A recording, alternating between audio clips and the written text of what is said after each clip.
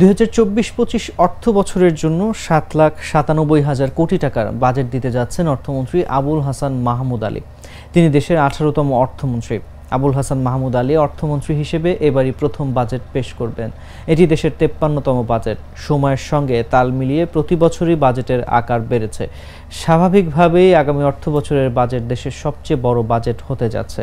২০২৪-২৫ অর্থ বছরের বাজেটের আকার বাড়লেও ঘাটতির পরিমাণ কমছে। চলতি অর্থ বছরের প্রস্তাবিত বাজেটের তুলনায় আগামী অর্থ বছরের বাজেটে ঘাটতি কম ধরা হচ্ছে ৫,৭৮৫ কোটি টাকা। অনুদান ছাড়া বাজেট ঘাটতি ধরা হচ্ছে ২,৫৬,০০০ কোটি টাকা। তবে অনুদান সহ সামগ্রিক ঘাটতি দাঁড়াবে ২,৫১,৬০০ কোটি টাকা।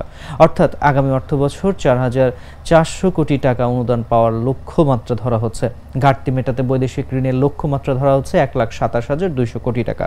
বৈদেশিক ঋণ পরিশোধ করা হবে ৩৬,৫০০ কোটি টাকা। এতে নিজ বৈদেশিক ঋণ দাঁড়াবে ৯০,৭০০ কোটি টাকা।